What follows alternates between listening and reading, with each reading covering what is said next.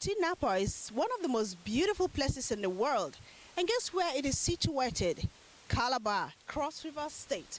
Our starting point today on yet another interesting episode of Deep Down South. My name is Minna Daniels, and it's my pleasure to welcome you to Cross River State. Right here is Tinapa, Calabar, the capital city of Cross River State. So, it's about time to explore the beauty of Tinapa. I'm sure you love the sight you're seeing right behind me. So, why don't you join me? Let us explore Tinapa, Calabar, and of course, every nook and cranny of Cross River State on this episode of Deep Down South. You're welcome, so come. Let's take a good look around Tinapa and everything that concerns Cross River State. Join me.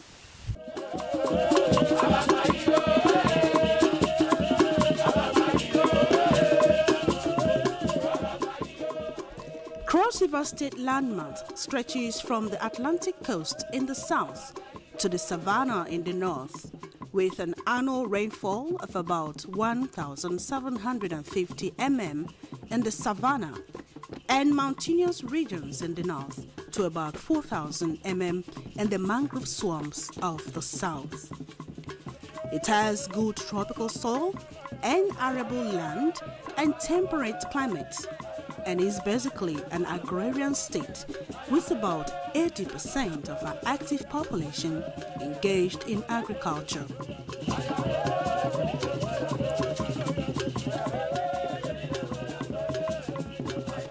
The state has 18 local government areas, with Calabar as its headquarters. Apart from its historical points of note, Cross River State is fast becoming Nigeria's next tourism destination.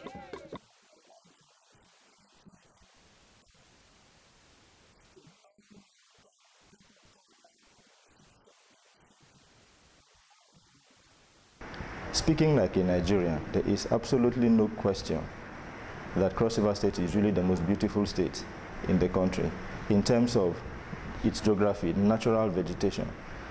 We in Cross River State are very proud of our capital city, Calabar.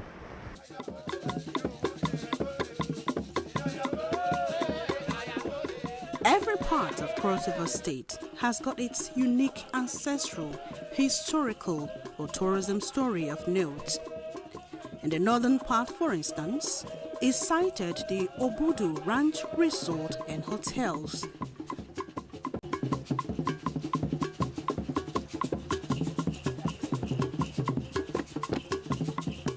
The canopy walkways of Buancho, the Drill Ranch, and the Alak Open Museum, amongst others. In the southern part of the state lies Creek Town, a historic city of note, Mary's Lesser Hut, Slave History Museum, and Marina Resort, plus the Old Residency Museum, Tinapa, amongst others. Cross River State is the home of hospitality and therefore prides itself with so many hospitality industries. This is Kwa Falls. Kwa Falls is a tourism site, one of the foremost tourism sites in Cross River State. And it has in it a gallery that is serving the interests of the tourists. Now, the artifacts we have here, they are mostly takeaway artifacts. We have a paddle for canoe. We have chairs and artworks like this. This is actually for to frame dressing mirror. It's for ladies, mostly for dressing room. You have this for dining. This is tree stain that is still being worked on. And this is a very special chair, a customized chair that is handmade. It's a beautiful chair. It's not found anywhere except in Kwa Falls Gallery. You have this known as Mama Africa. You have this, the horn, This is Mr. B, the Igbo man here, and others. You are looking at the Kwa Falls right now.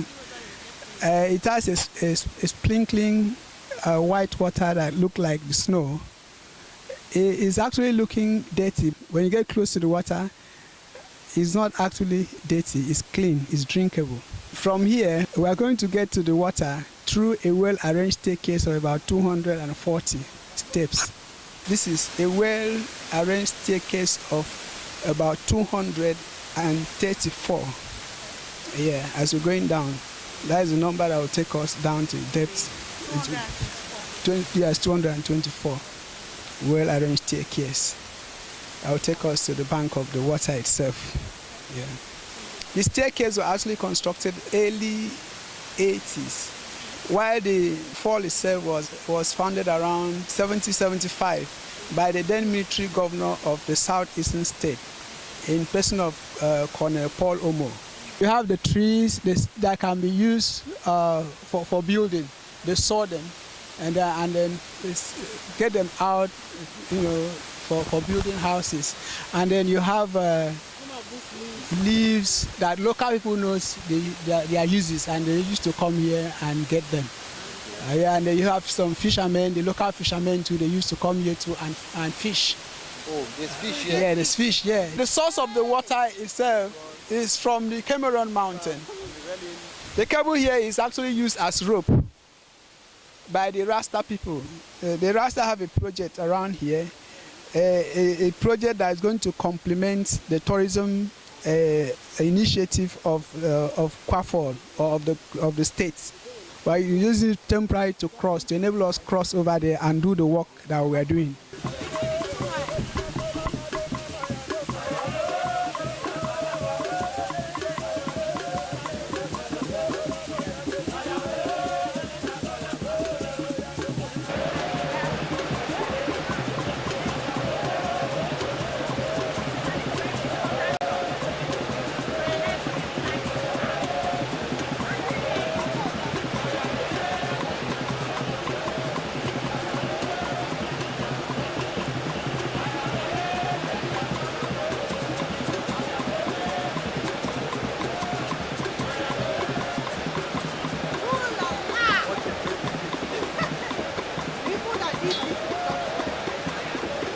We have the Kwa Falls, we have the Abokim waterfall, which could be easily harnessed to generate electricity.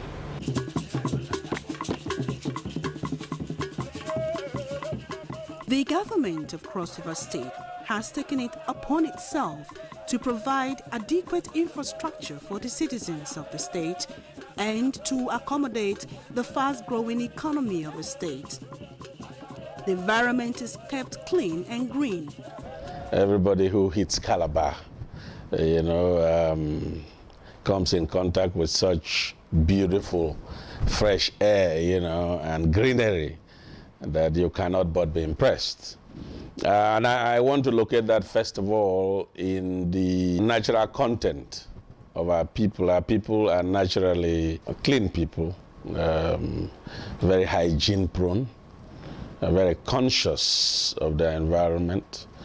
So the state government was able to leverage on this natural endowment to stabilize and standardize the state of hygiene in our state through a number of legislation, which the implementation of same was relatively easy because of this natural endowment of people who are hygiene sensitive, as I've already told you. So we do what every normal city, every normal state will try to do. But the difference is that our people are more responsive and more sensitive and more accommodating of these measures than the case is in many other parts of the country. And this helps us to keep the city and keep other places as clean and as green as you have come to see.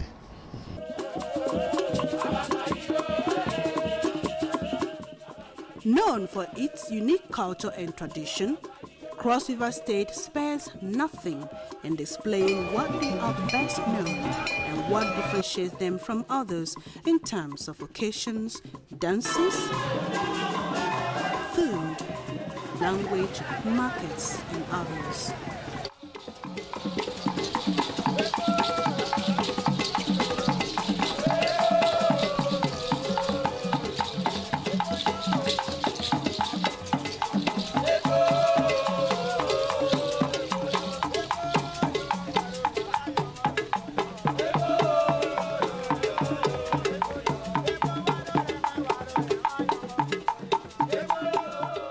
We are predominantly farmers, and because we are farmers, we like to do everything to feel happy with the yams we harvest yearly.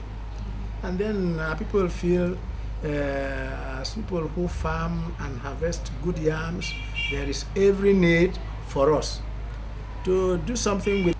And then people feel, as people who farm and harvest good yams, there is every need for us to do something with the yams so that we can feel happy that we are farmers.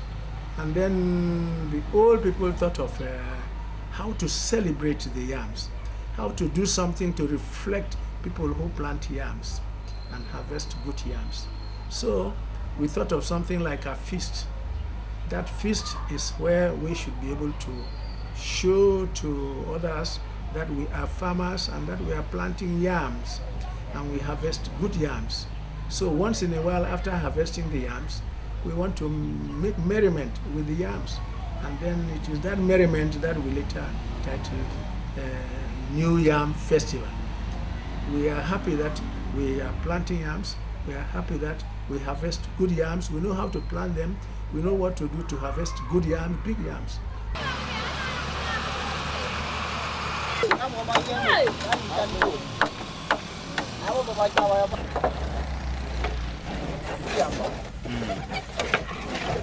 If it's one person, you say "ngeveng," that meaning welcome.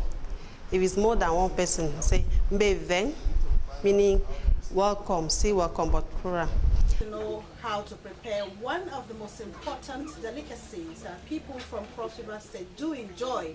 It's actually known as the Ekpang Koko. And here we are with our special guest here who is going to take us through the preparation of Ekpang Koko. It's my pleasure to welcome you to this segment of Take Down Sound. You're welcome. I'm sure people watching would like to know your name, Madam. I'm Mrs. Patricia Gabriel Bassi. Okay, so tell us a little bit about this Ekpang Koko. You know, in Cross River State, we have a very delicious delicacy which is Ekpang Koko. Okay. And I'll highlight to you on the processes to cook Ekpang Koko. Okay. First, you have water yam and cocoyam here. Okay. You peel it. After peeling the cocoyam and water yam, you grind it. When you grind it, it will come to this form. Okay. After that, you use cocoyam leaf to tie it. Cut it in pieces like that, yes, and tie it. Then after tying it to look this way. Okay. After that, you put mfi. This is called mfi. Okay. It's periwinkle, but we call it mfi here. Okay. And this is how it was when you didn't cut it. Okay. Now we've cut it. Then you put it in the pot with oil. Okay. You put it in the pot with oil. Mix it. The why you put oil in the pot is that it won't burn easily because you cook it for a very long time. Then you tie the pan and put inside the oil. After mixing the oil and the periwinkle, you put pepper, you put salt, you put maggi. Then you start tying the pan into the periwinkle. After that, you allow it to boil. You allow it to boil. You know, before, when you're putting it in the pot, your already boiled water is in the fire because you use hot water to turn into the pan. Okay. Then take it to the fire. So that why do you use very boiled water? So that it won't dissolve. Oh, it won't scatter. It won't scatter. Okay. And also you put it on top the fire. After that, You allow it to burn for some time. Okay. Very well. When you put the hot water, you shake it. You don't turn it immediately. You shake the pot. Then you put it on top of the fire to burn. When it burns for some time, that's when you start putting your fish. I've steamed my meat there. You use the stock. You put your meat, crayfish. This thing is shrimps. It's dry shrimps. You put it. You put your Maggi. You put your pepper. You put snail. We're supposed to put bush meat is there too. You put your bush meat, you put the stock fish, pepper, and everything. Very rich. Yes. Then you put it to boil for a very long time. You turn your oil. Then you start turning it. Okay. After that, it's gone. What time can you eat Eban Koko? Can you eat it at breakfast, as lunch? You can eat it. You can eat it at any time. Anytime. And anybody can eat it. Can children eat it? Can adults? Yes, old people? children can eat it. Adults can eat it. Old people can. Any kind of people can eat it. Yes. Okay, I think it's time we get down to business. We've heard it all. It's a very rich delicacy, Eban Koko from Cross River State, and we are so delighted to watch the preparation of Eban Koko.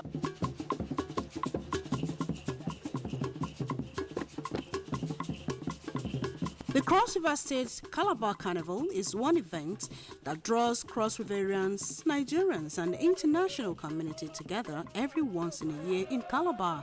It is a carnival of note.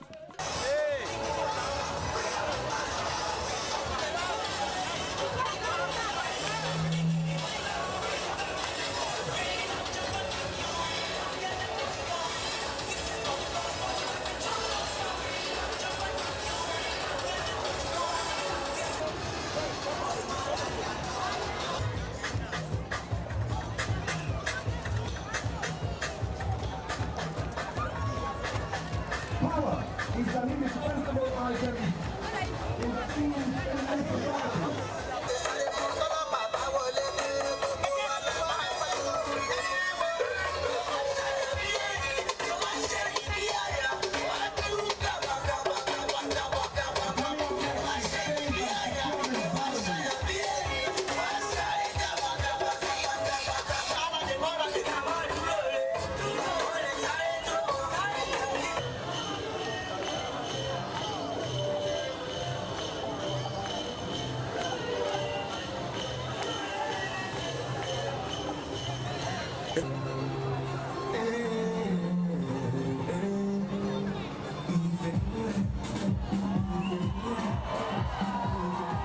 There's a special program in the usual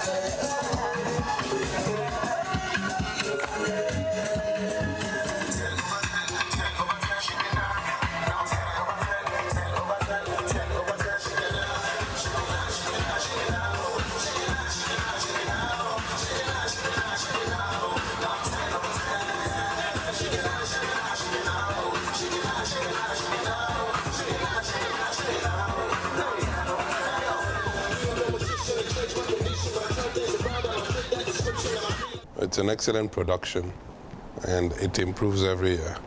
So for us, we see Calabar Carnival, one of our great tourist offerings, one of our great tourist assets, but has to be created.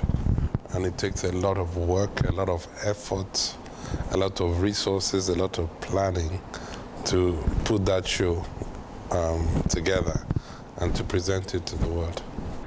Everybody's welcome into this Niger Delta state, particularly Cross River State, because we have all this serene nature, quiet, natural thing. Talk of Obudu Cattle Ranch. It's one of the best. Then coming to our Tinapa that we are trying to nurture to be what it should be. We are happy that God has given us leaders in this state that are pushing forward to make sure that the tourism potentials of this state is exposed. And you can see that is why we are having the Minister of Tourism, because they know really, they didn't make a mistake. They picked it from the right source. And I think if Nigeria has a good program, they should be able to develop tourism to its best, and it should be a revenue earning aspect of it for us. Instead of traveling out all the time, people should start coming here. Please, you are all welcome to Cross River State, to Calabar in particular. Apart from tourism and tradition, agriculture also thrives in Cross River State. Ekom, Calabar, Bakassi, Odupani, and Akmabio are fishing areas, whereas the rest indulge in farming of different crops. We're going into partnership with Songhai farms. We're trying to bring them in so that our youths can develop more skills, even outside the vocational skills. We're also setting up a new vocational polytechnic, but not in the sense of the word we understand now. Well, because we want to churn out people with practical courses and certification so that when they come out, they can fend for themselves. They can even turn into employers of others. Igbobiri is a war dance from the Yakuns in the central Cross River State. But because Cross River State people are peace-loving, Igbobiri is now used as a form of entertainment and during ceremonies.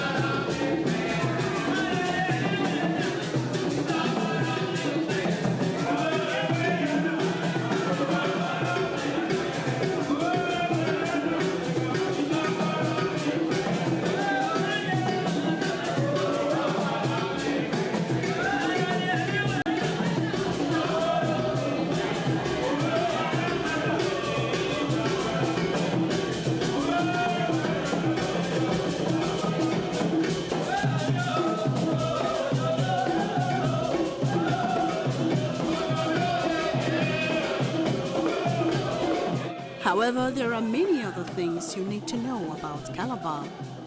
Calabar has been known to European sailors as far back as the 15th century. Calabar has an international seaport known to the world from the 16th century. Calabar was a major slave trade port from the late 17th to the 19th century. About 30% of the estimated 2.5 million slaves taken from Africa to the New World passed through the Calabar seaport, amongst many other historic events. At my back here is actually the water that demarcates Nigeria from Cameroon. and this happens to be our exit point on Deep Down South. I'm sure you enjoyed every bit of what we brought to you from Cross River State. The people, the food, the culture, the tradition, the cuisine. It's been an everlasting memory for all of you who partook in watching what we brought to you. Well, for comments and inquiries, you can reach us on deepdownsouth@gmail.com. You can also tweet us. You can reach us on Facebook on same address, deepdownsouthNTA@gmail.com. We'll be expecting your views and, of course, your encouragement. Thank you for watching Deep Down South, Cross River State episode. I am Minna Daniels. Let's see you again on another part of the South on the show. It's bye for now.